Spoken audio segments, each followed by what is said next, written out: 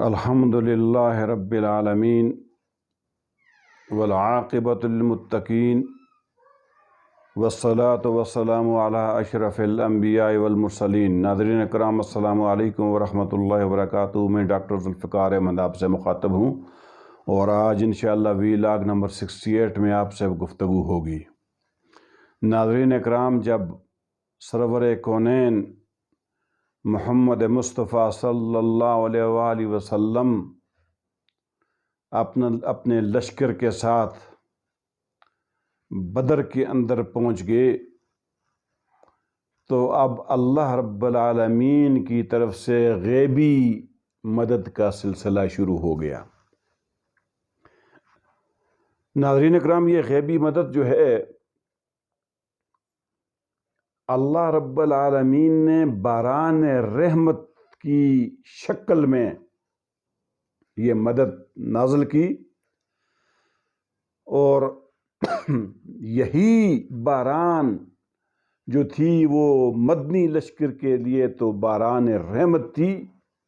مگر یہی بارش جو تھی وہ مکی کفار کے لشکر کے لیے باعث زحمت، باعث تکلیف اور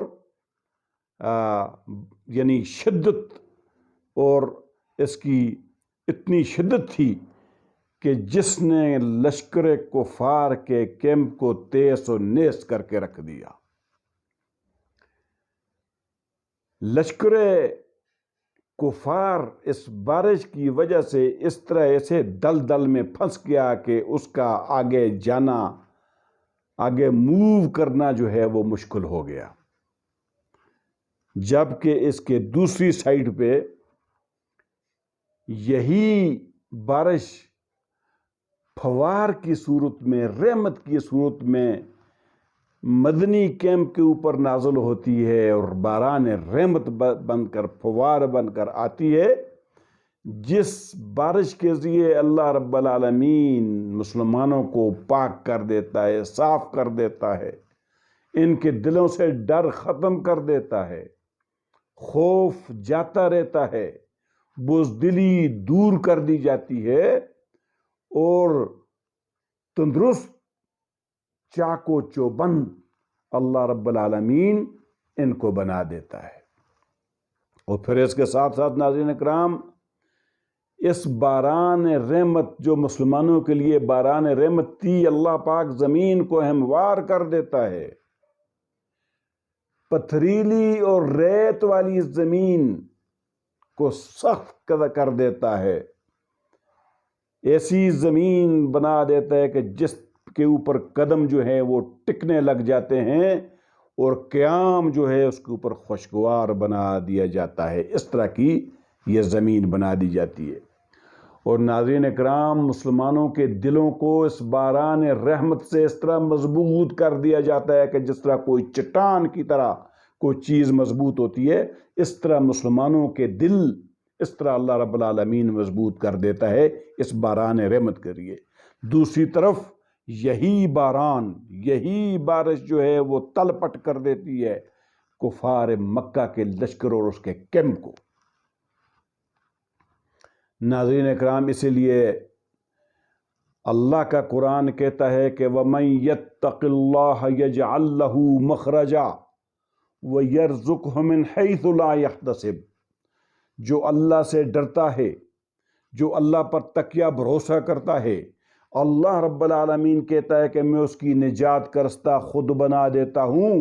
اور نہ صرف نجات کا رستہ بناتا ہوں بلکہ وَيَرْزُقْهُ مِنْ حَيْثُ لَا يَحْتَسِبُ، میں اس کو ایسی جگہ سے رزق پہنچاتا ہوں، ایسی جگہ سے میں رزق دیتا ہوں جہاں سے وہ گمان بھی نہیں کرتا، وہ سوچ بھی نہیں سکتا۔ تو اللہ رب العالمین کہتے ہیں کہ میں اس کو وہاں سے رزق دیتا ہوں، میں وہاں سے رزق پہنچاتا ہوں۔ ناظرین اکرام، اس کے بعد جو اہم فوجی مراکز جو تھے اس کی طرف لشکر اسلام جو ہے، لشکر مدنی جو ہے، اپنی سبقت حاصل کرنے کے لیے وہاں سے موو کرتا ہے، موو فارورڈ ہوتا ہے۔ ناظرین، سرور کونین محمد مصطفیٰ صلی اللہ علیہ وآلہ وسلم اپنے لشکر کو حرکت دیتے ہیں اور وہاں سے جو بدر کا پانی کا جو چشمہ ہے اپنے لشکر کو وہاں پر لے جاتے ہیں اور وہاں پر اس چشمے کے اوپر اپنی گرفت کر لیتے ہیں۔ اور یہ عشاء کا وقت ہوتا ہے جب سرور کونین کا اس چشمے کے اوپر نزول ہوتا ہے اپنے لشکر سمیت۔ ناظرین کرام، اس موقع کے اوپر ایک بڑا دلچسپ واقعہ رونما ہوتا ہے۔ حضرت حباب بن منذر رضی اللہ تعالی عنہ سرور کونین سے یہ سوال کرتے ہیں کہ یا رسول اللہ صلی اللہ علیہ وآلہ وسلم، اے اللہ کے حبیب، اے اللہ کے رسول، جس مقام کے اوپر آپ نے نزول کیا ہے، یعنی جس پانی کے چشمے پر آپ نے نزول کیا ہے،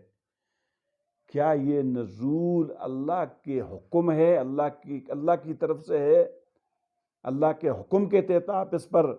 اس چشمے کے اوپر آپ نے نزول کیا ہے، یا آپ نے اپنی جنگی حکمت عملی کے تحت یہ رستہ اختیار کیا ہے، یا جنگی حکمت عملی کے تحت آپ نے یہاں پر اپنا پڑاؤ کیا ہے؟ تو سرور کونین محمد مصطفیٰ صلی اللہ علیہ وسلم نے فرمایا کہ اے حباب، میں نے جنگی حکمت عملی کے تحت اس چشمے کے اوپر میں نے اپنا پڑاؤ کیا ہے۔ ناظرین کرام، اب حباب بن منذر رضی اللہ تعالی عنہ سرور کونین کو کیا کہتے ہیں، ذرا سنیے کہ اللہ کے نبی، اگر یہ اللہ کو حکم نہیں ہے، یعنی جس جگہ میں آپ نے پڑاؤ کیا ہے یہ رب کو حکم نہیں ہے، آپ کی اپنی جنگی حکمت عملی ہے، تو اس سے بہتر ایک تجویز میں دیتا ہوں، اگر وہ آپ کو مناسب سمجھیں، اگر آپ کو اچھی لگے جنگی حکمت عملی کے ساتھ، تو آپ اس کو اختیار کر لیں۔ تو سرور کونین نے پوچھا کہ وہ کون سی بات ہے؟ تو حباب بن منذر کہتے ہیں کہ اگر ہم یہاں سے آگے تشریف لے چلیں یا آگے لے جائیں اپنے لشکر کو،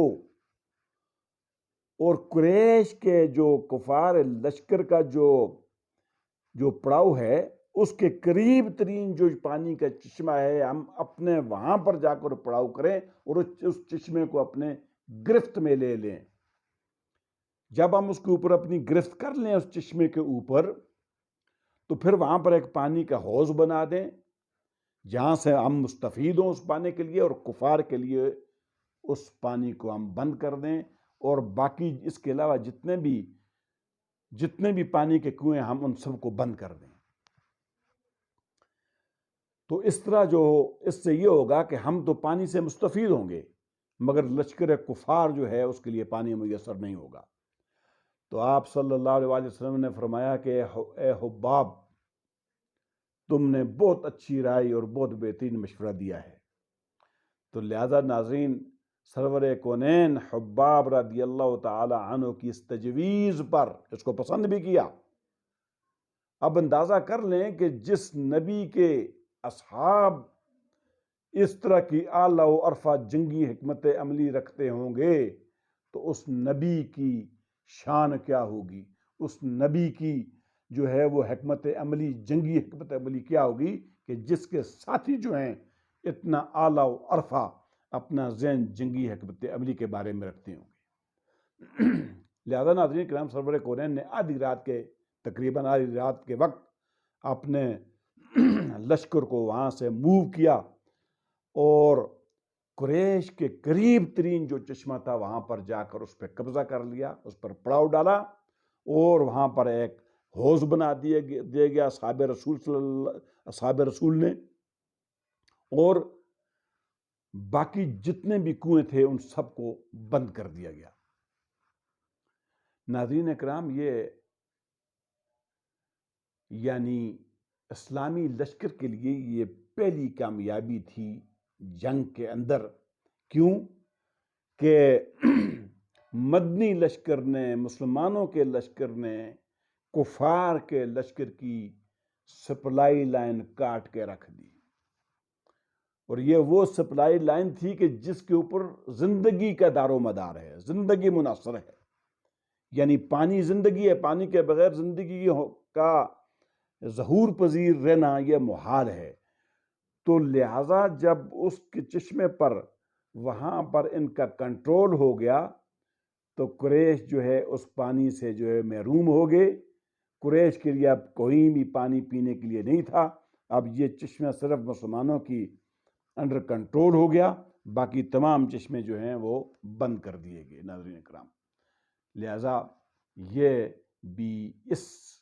اس جو ہے حکمت عملی جو کے تحت جو ہے، جس طرح گویا آدھی جنگ جو ہے وہ مدنی لشکر جو ہے نا انہوں نے جیت لی۔ کیوں کہ پانی کی سپلائی لائن کاٹ دی گئی۔ اس کے بعد ناظرین اکرام، حضرت سعد بن معاذ رضی اللہ تعالی عنہ ایک تجویز پیش کرتے ہیں اور سرور کونین کو یہ کہتے ہیں کہ اللہ کے نبی، ہم آپ کے لیے ایک مرکز قیادت اگر تعمیر کر دیں جہاں پر آپ